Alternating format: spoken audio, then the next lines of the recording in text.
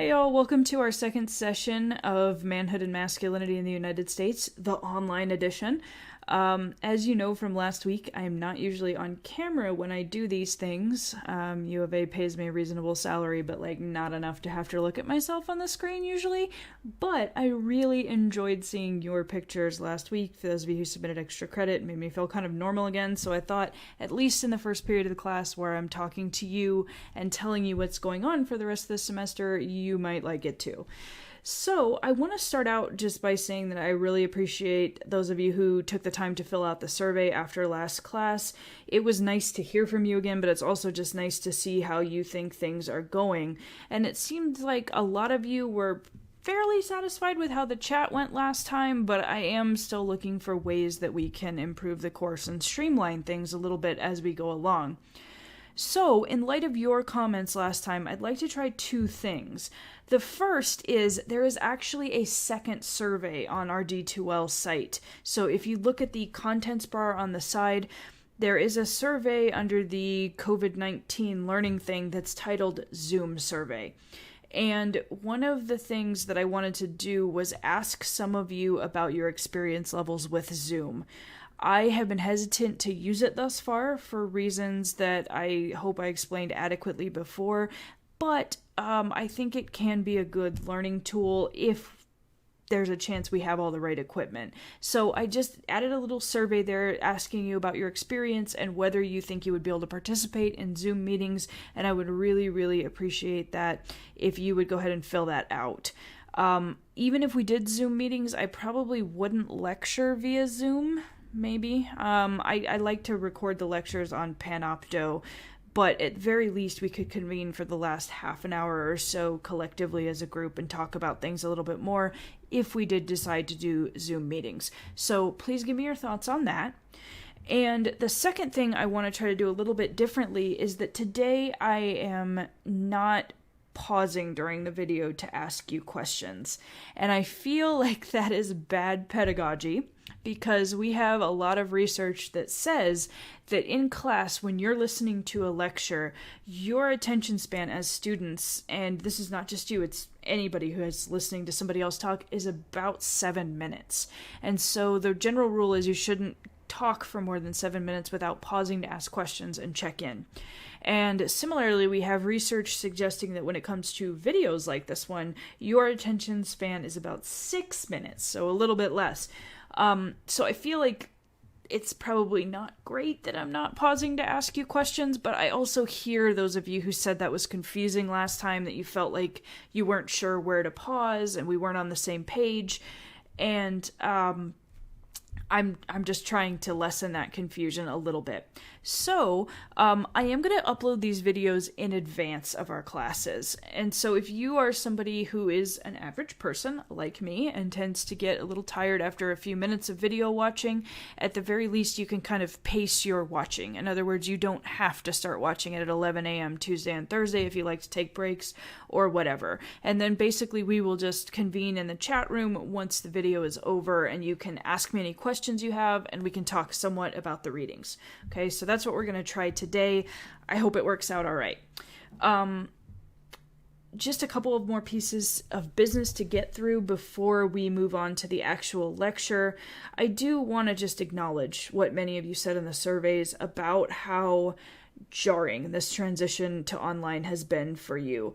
I know that you, like me, did not sign up for online learning or teaching this semester, and it is in many senses not ideal. You know, we're not going to be able to recapture the exact same experience that we had when we could all be in a room together, and that stinks. And I also just want to say, you know, I love this class and I'm passionate about history. And I also realize that we are currently in the midst of a global pandemic. I just touched my face. I'm super self-conscious about that now, what with the COVID-19 thing. I get that many of you are worried about whether you and your loved ones are going to be able to stay healthy. I also understand that many of you are experiencing really severe disruptions to your employment. And I get that when you're facing those kinds of worries, higher learning may not seem like the biggest priority to you. I am sympathetic to that. I think it's okay if you're finding it hard to focus. At the same time, one of the challenges I find myself navigating as your teacher this semester is that you're all reacting very differently to this crisis. Some of you said in your surveys things that made me think this class is a kind of lifeline, right? It's something that can structure your week, give you a chance for contact with other people. It makes you feel normal again to have a kind of set routine and due dates and all of that stuff. And I get the sense that others of you kind of feel like showing up and doing the assignments is Nero fiddling while Rome burns. And I get both of those perspectives. I really do. And I'm trying to meet the needs of both groups by allowing for a little bit of flexibility. On that note, there are a few things to keep in mind going forward. One is that currently your intersectionality article review is still due on Thursday because that was the original due date, and I want to leave structure in place for those of you who need it. However, I understand that many of you have had to suddenly move houses, you're in a different area. If you're having struggles with that, take extra time if you need it, okay? I'm not going to do late penalties or anything like that. I am just trying to maintain the fiction that due dates are still a thing so that those of you who have trouble with the kind of self-discipline of sitting down to work without that pressure on you don't sort of lose out. So it's still due, but take flexibility if you need it. Speaking of grading and concerns about being able to do the work for this class, I hope that you've all seen the email by now from the, I believe, provost or maybe registrar, saying that you now have a pass-fail option in this class. You can take this class as pass-fail if you so choose. If you're interested in doing that, if you're concerned about your grade, as many of you said you were going to be, or that you were concerned in the survey, I would encourage you to try to take advantage of that option, and you can check your email for more details on that. And finally, and I promise this is the last thing before we get to the lecture, a note on assignments. Several of you said on the survey that we took that you found it helpful when your professors reduced or altered the assignments for the semester. Now, I've already cut the 2 remaining discussion posts you had due. You don't have those due anymore. But I am also planning on modifying your remaining 2 assignments after the intersectionality review to make them a little bit more COVID-friendly and fun, I hope. So, of those 2 assignments, and you can view both of them under the Assignments tab on our site, they are posted, one of them was set to be a magazine analysis, but who knows if we can even access magazines anymore, so I switched it up a little bit. Several of you said in your surveys that you were watching TV or streaming services as a means of self-care. I support that. So what I've done is I've changed that assignment to be an analysis of a TV episode of your choice. Basically, what I'm asking you to do is watch an episode of a TV show you like. Please make it a TV show that is available on a streaming service so I can look at what you're watching too. And I want you to analyze it using what you know about masculinity from this class, historically or otherwise. So show me what you've learned here. Show me that you can apply it to media analysis. And my hope is this will be kind of fun. I've reduced the length of the assignment from what it was originally going to be a little bit. So, I hope that takes some of the pressure off and feels a little bit more, festive. And your second assignment is your final project, which was always going to be an unessay, but I thought this might be a good time to introduce what I meant by that.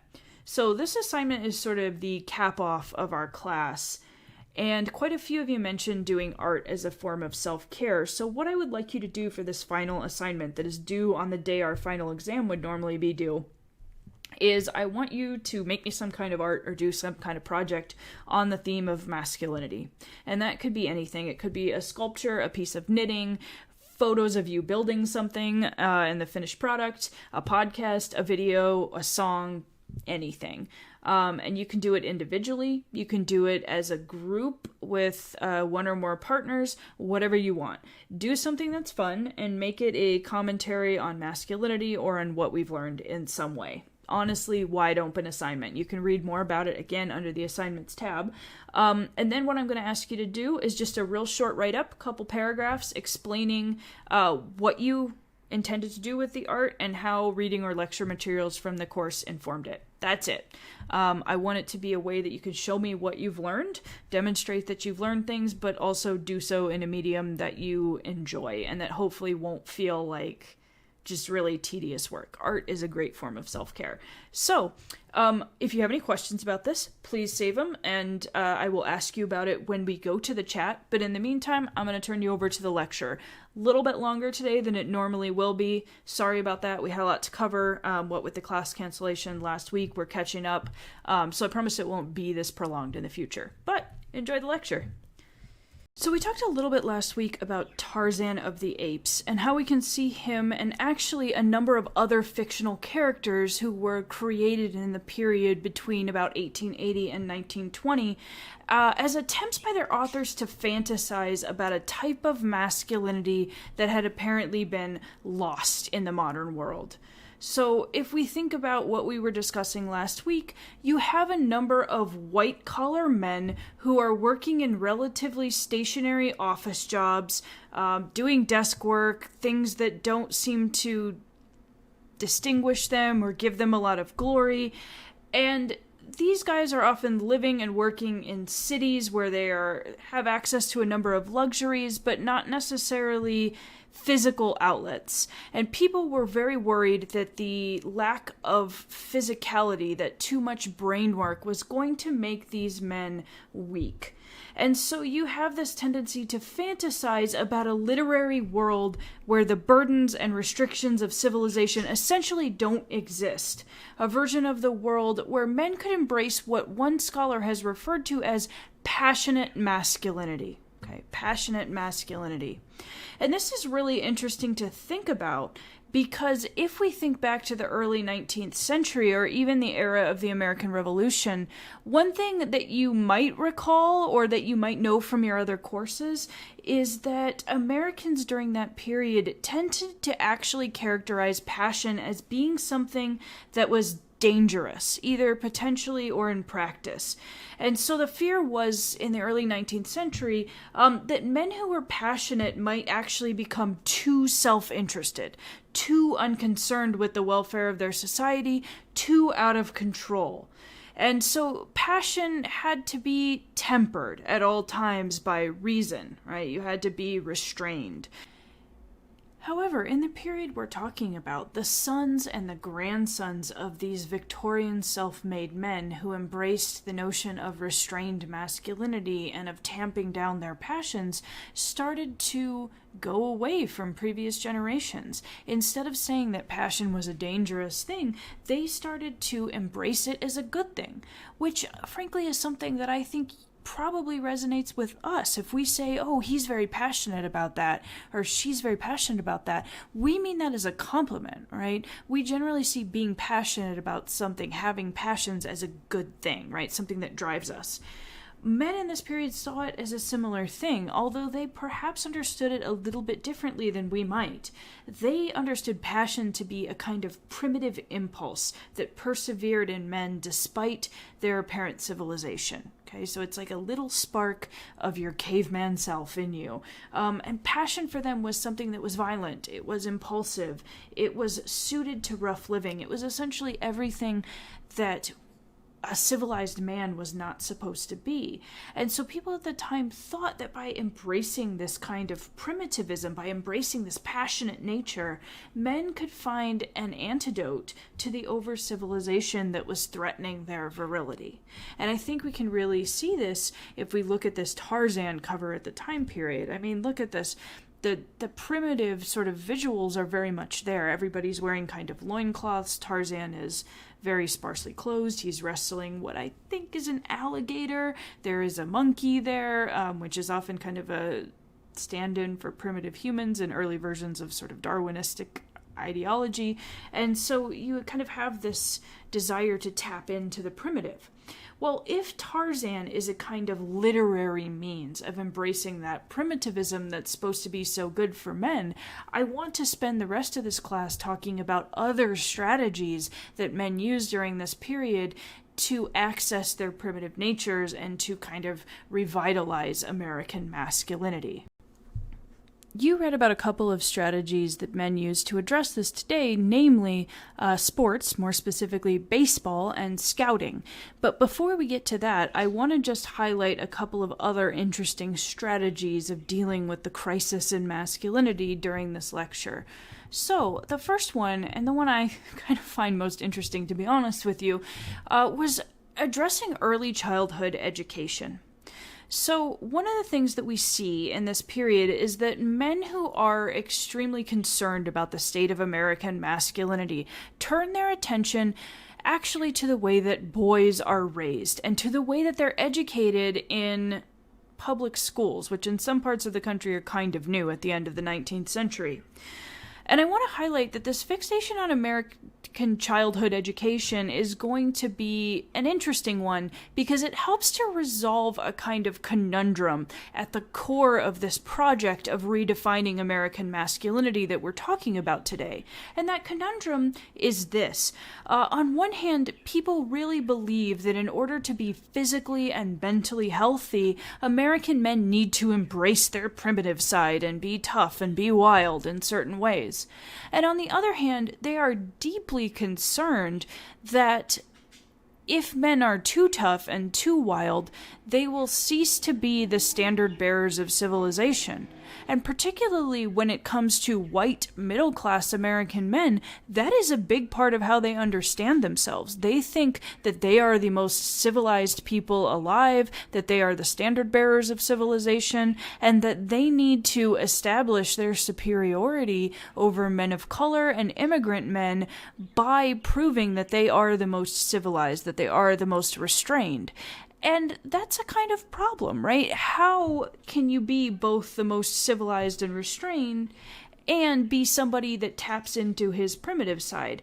For a long time in American culture, savagery and civilization, barbarousness and restraint, primitive and evolved were regarded as polar opposite concepts. And so how was any man going to have both? How was he supposed to be both? Well, one way to solve this conundrum was to fixate on life stages and to fixate particularly on boyhood. So let me explain what I mean. One of the figures that is really crucial to this early 20th century movement to reform education and to reform boyhood is named G. Stanley Hall. Now, I don't know how many of you have heard of G. Stanley Hall before, but if you've taken psychology classes at the U of A, he might be a familiar figure. He is actually regarded as one of the founders of American psychology, and he was in fact the first president of the American Psychological Association, which is still the professional association that governs psychologists. And so he's not a minor figure. He's very central to his profession. His ideas are very important. Now, G. Stanley Hall's ideas were diverse, but one of his big fixations was on neurasthenia. He had a deep concern with that disease that we talked about last week. He was very, very worried that American men were working too hard in brain work and not hard enough physically, and that working in white-collar jobs was essentially draining men of all their energy and rendering them very weak. But G. Stanley Hall had an interesting idea about this. He said, look, the problem is not actually white-collar labor. It's fine for men to do white-collar work. In fact, it is a healthy thing for white middle-class American men to do. The problem is not the work. The problem is that in order to do that work in a way that is healthy, men have to be inculcated into masculinity in the proper ways when they are young. And the problem in this case, in the case of American men, is that they're not being inculcated into masculinity properly. And Hall specifically said that the problem was with the way in which young boys were schooled. Okay? So Hall says, look, it's fine for people to work white-collar jobs, but what's not fine is the way that we educate our children, and especially our boys. Hall said, listen, when we put boys in public school, we expect them to sit still, to do their work, to follow the orders of their teacher, who is usually a woman, right? Most teachers at this point in time, as with I think most teachers now, tend to be female. Teaching in the elementary level is a very feminized profession, and that dates to the very period that Hall is talking about here. Hall thought that this forced young boys not only to take on the feminized characteristics of their teachers in some cases, but also to conform to the demands of civilization at too early of an age, when they were not prepared to do so, and when doing so only served to stultify them. So I can give you a couple of really good quotes from Hall here. This is Hall on education. The narrowness of mind and weakness of character, the paucity of information and slowness of intellect shown by so many originally bright boys after long years of expensive schooling, the long periods of listlessness and perhaps depression, the loss of that keen interest in life which even healthy young animals should feel, are the two common symptoms of that nervous exhaustion which is distinctively school-bred. Ah, okay. So I feel bad as a teacher here because clearly in recording this lecture I am risking stultifying you. But Hall is essentially saying here, right, boys start out bright and healthy and energetic in a lot of cases, and then very rapidly school just beats that out of them to the point that they are just bored and depressed, and they have none of the vigor that we would associate with quote-unquote healthy young animals. And Hall went on this point.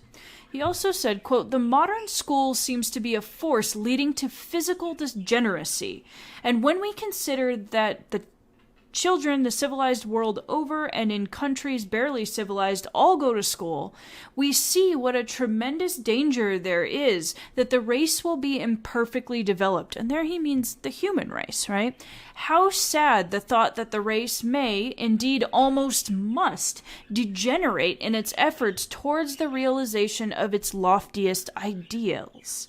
So this is interesting, right? Because Hall is essentially saying, look, we send people to school because we want to reach our loftiest ideals, right? We want them to be civilized. We want them to be educated.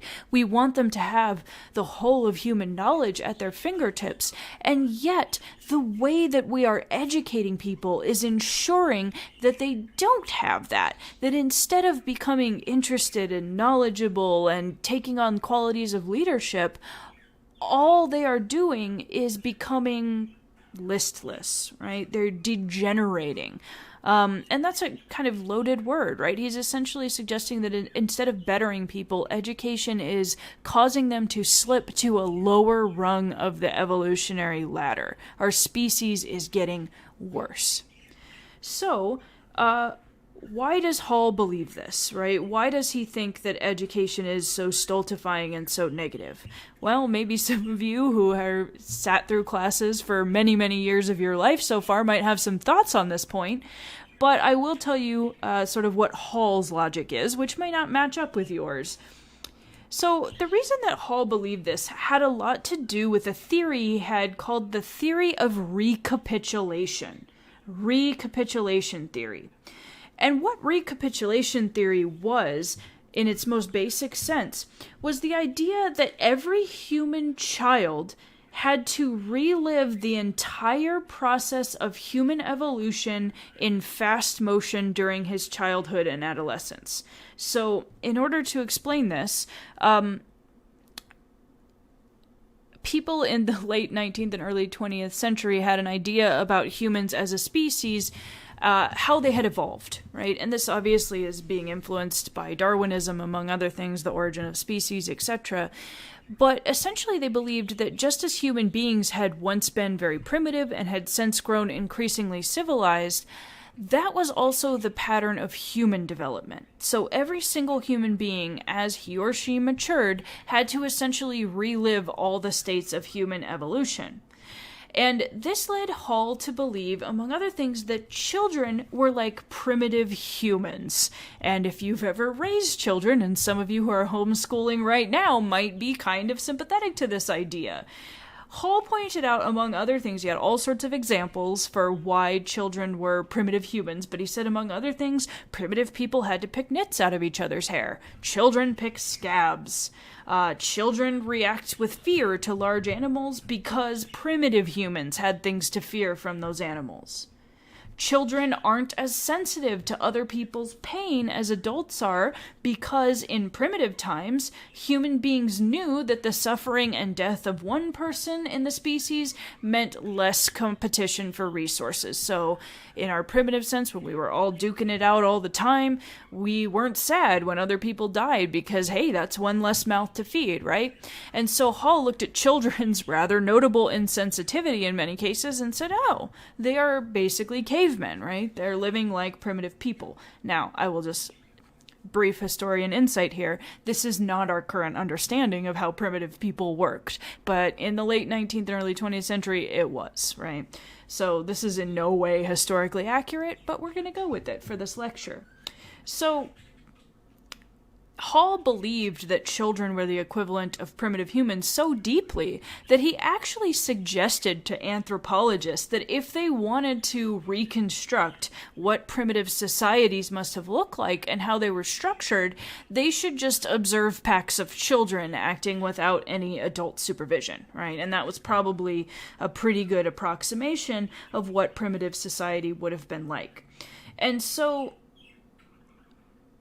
Hall actually believed that this sort of reliving of human evolution was not something that needed to be stifled, right? Children's primitivism didn't need to be kind of tamped down by adults. Instead, he believed that it was a healthy part of their development to allow them to go through phases of savagery and primitiveness so that they could emerge as civilized people when they entered adulthood. Okay, so he essentially kind of believed that in allowing children to experience this kind of primitivism, educators would be essentially giving them the experience they needed to then emerge as healthy adults. Although, notably, Hall did not believe that all children would eventually proceed to this stage of civilization when they were older. I bet you can guess which children Hall thought would never be civilized. If you guessed children of color, you're absolutely correct. Hall tended to think that only white people, only Anglo-Saxons, were suited to reach the later stages of human development, right? Only they became civilized adults. Black children and other children of color, he believed, never reached those full stages of civilization because their ancestors, quote-unquote, were not as advanced. I hope you can hear my eye roll here. But, moving along, this does tell you something about why Hall thought that school reform was so important. Even though he's writing about children, he is concerned mostly with boys, and he definitely thought that boys had to be able to be kind of inoculated against the sort of dangers of primitivism. So just as physicians gave people weak doses of smallpox so that they would survive exposure to the disease later on, Hall thought that boys should be inoculated with savagery early on.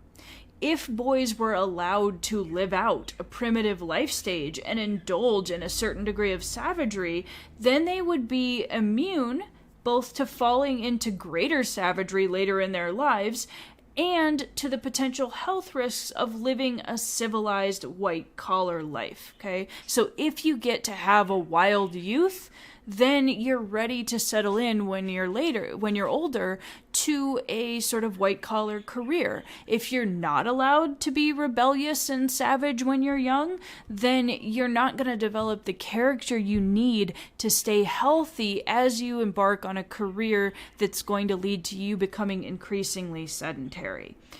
And so Hall disliked education because he thought essentially that it demanded too much of boys early on. So, he essentially recommended that instead of demanding a lot of young men, teachers should back off. They should allow young men to live out their primitive stages. And so Hall condemned, for instance, teachers who prevented boys from fighting or from being loud or rambunctious, as well as teachers who tried to shield boys from stories about blood and guts, right? So you probably wouldn't let your kindergartner watch Rambo now, but G. Stanley Hall might say that's a bad idea, right? Instead of telling boys to be quiet, to sit down, to stop being so rowdy, Hall said, no, you should let them indulge in these things, right? They should be exposed to the world. And he actually argued in front of a crowd of kindergarten teachers, of all people, that boys had to be allowed to embrace violence, at least to a degree, without shame, and that their teachers should actively expose them to it early on, right? And this is, again, that concept of inoculation. So that's kind of interesting. Unsurprisingly, it's also pretty controversial during this period, right? Just as it would be now. If someone said, hey, you should let your kindergartner watch Rambo, you might have some questions about that. And actually, advocates of the kindergarten movement, which was just getting started during this time period, actually dismissed Hall pretty strongly, saying that his idea of embracing savagery in children was ridiculous and contrary to educational principles. But Hall had a number of supporters as well, including somebody you probably think of as a paragon of masculinity and who we're going to be discussing on Thursday, and that's Teddy Roosevelt. Teddy Roosevelt really liked G. Stanley Hall, and he said that G. Stanley Hall's ideas about education were a great way to combat, quote, nervousness and effeminacy in boys.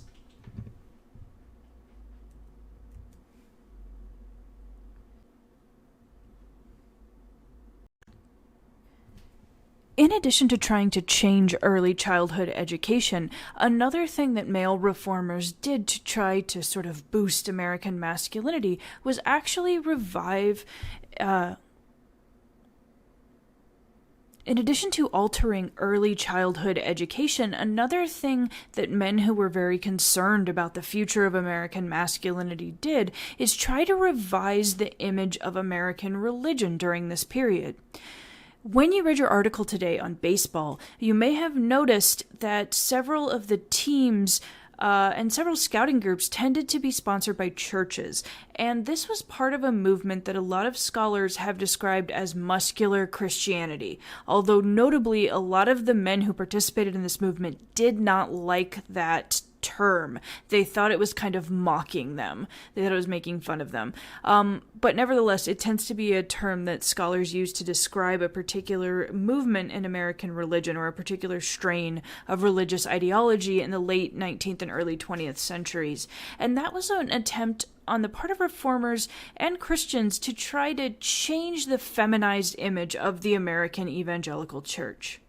So if we think back to some of our previous readings, and I'm thinking here of our Lindman reading, one of the things you might recall is that for a long time, the relationship between masculinity and American religion was a bit strained. People tended to think that evangelical Christianity was feminized, not just because it had a tendency to undermine existing racial and gender hierarchies in the early 19th century, but also because a lot of congregants in churches were women, and that women outnumbered men anywhere from 3-1 to 2-1 in most evangelical churches, and that remained true into the late 19th century, and into the early 20th century, in fact. And yet a lot of Christians during a period when there was heightened anxiety about the future of American masculinity thought that it was very important to attract men to the church, and they believed that doing so actually required them to change the image of Christianity in people's minds, to reject the notion that Christianity was feminized and soft, and to embrace a more masculinist vision of evangelical religion. And this is muscular Christianity in a nutshell.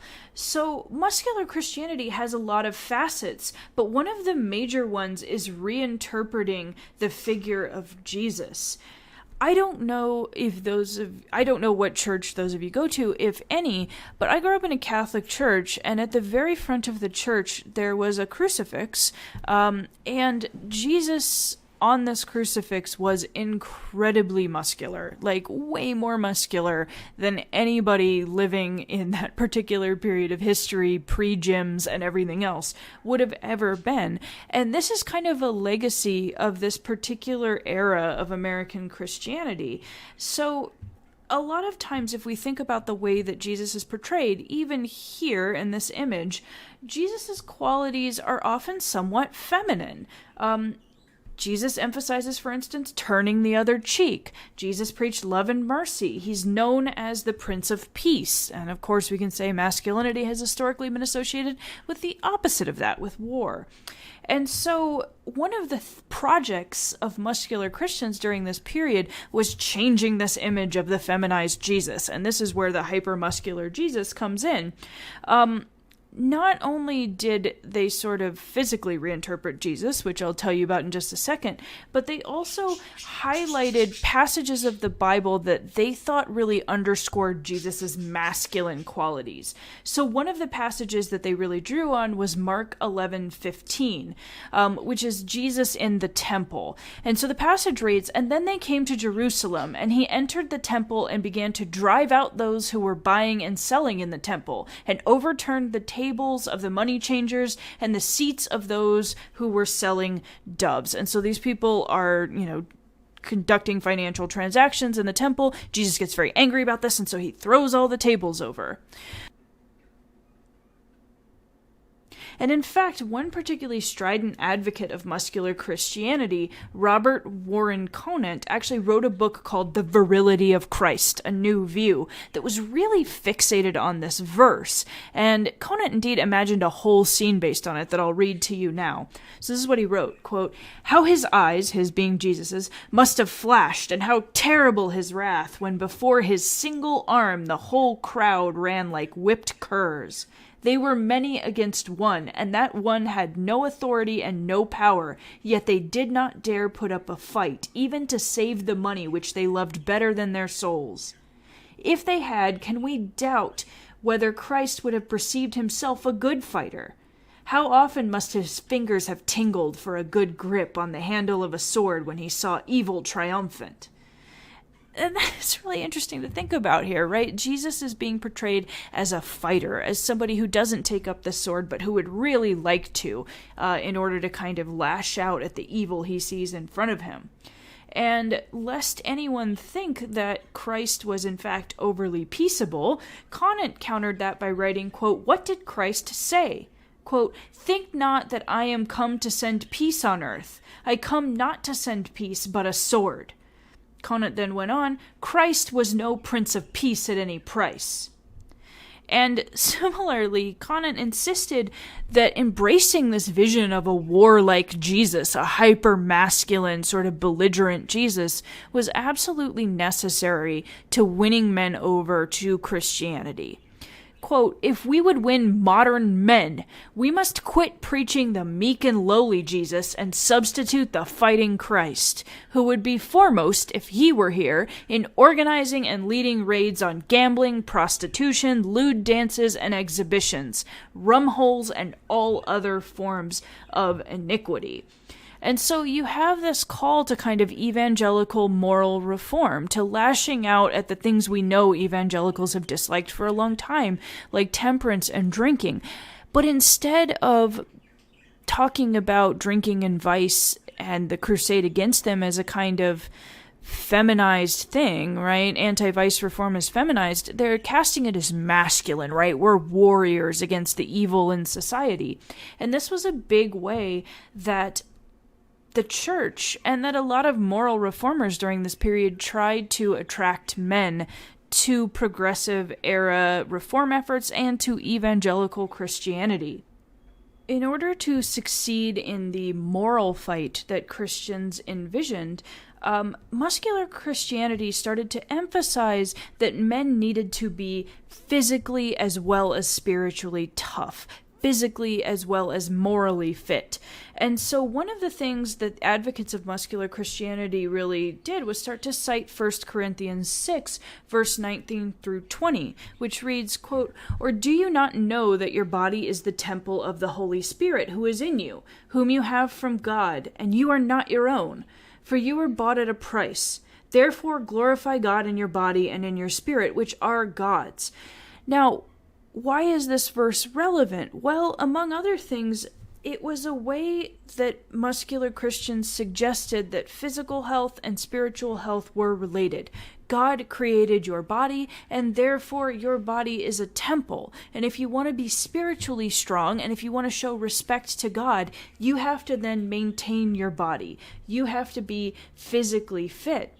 And the result of this kind of ideology is that you're going to see evangelicals beginning to blend religion, exercise, and sport to a degree that was actually fairly unprecedented before, not the least of which because we know from our previous readings that actually in the mid-19th century, evangelical Christians tended to really look down on sport. They thought it was kind of a form of idleness. It was a form of vice. It was something that, led to drinking and roughhousing and all the other stuff that wasn't supposed to be good. But in the early 20th century, you actually start to see evangelical groups become major sponsors, not just of sports leagues, but also of the playground movement in the early 20th century, which lobbied for the construction of urban playgrounds where children could play and participate in physical activities. Churches sponsor baseball teams, and among other things, the Young Men's Christian Association, the YMCA, which was an organization that had originally been founded as a sort of boarding house for young men who were entering the city and who didn't want to be sucked into a life of vice, the YMCA starts adding gyms to its facilities. So if you've ever wondered, what does a gym or a swimming pool have to do with the Young Men's Christian Organization? Why is that a thing? What's the connection there? This is the connection. These groups started to emphasize physical fitness as a key to spiritual fitness. And that was, again, part of this attempt to kind of masculinize Christianity and make it so that young men were attracted to Christian religion and attracted to Christian morality during this period. The muscular Christian emphasis on physical fitness obviously dovetailed very nicely with the development you read about today, which is the rise of sports in America. The period that we've been talking about for the last week was really a boom period for American sports. What starts to happen is that many of the sports that had previously been played relatively informally started to develop standardized rules. They started to get organized teams that toured regionally and nationally, and they started getting specialized courts, stadiums, and fields constructed in many American cities so that these could actually be played in a formal way with spectators. You also start to see during this period the commercialization of sport and the rise of sports spectatorship, right? People start to become fans of particular teams. And sports goes from being part of regional cultures of particular areas to part of the national culture in a way that it really had not been before. And what we also see is that many of the sports that are really popular today, like football and basketball, actually really start to crystallize into organized sports during this period. So American football takes something like its modern form in the late 19th century after it actually becomes very popular with college men, including those from elite institutions like Yale, Princeton, and Harvard. And this is a picture of the 1890 varsity football team at Yale. The first tennis courts are built in the U.S. in the 1870s, and tennis becomes so popular that one commenter joked that if young women wanted to meet suitors, they should really just construct tennis courts on their property, because if you build it, they will come, I guess. And basketball was actually invented as a sport in the 1890s. When sports explode onto the scene, colleges are some of the first to take these up, although with some hesitation, actually. And that's interesting to think about in March, as we think about how embedded sports are into the college of or to the culture of colleges these days. I mean, obviously we have very large stadiums on our campus. The UA basketball teams are quite popular, etc. But many schools initially were very hesitant to incorporate sports into their curriculum because there was some concern that doing so might be frivolous or distracting from academic pursuits, which is a debate that is still going on with college sports today. But colleges eventually come around, in part because they're convinced that there are health benefits to exercising, and in part because they're convinced that exercise and physical activity is absolutely crucial to making young men vigorous. And so colleges in this period start to construct stadiums, start to sponsor teams, and even include calisthenics and physical education in college curriculum. So you read a little bit today about what things like baseball and the very related pursuit of scouting, which involves boys getting outdoors into nature and doing physical activity, were supposed to be doing for men. So let's go to our chat now and talk a little bit about what you took from these articles and what some of your reactions to the readings were.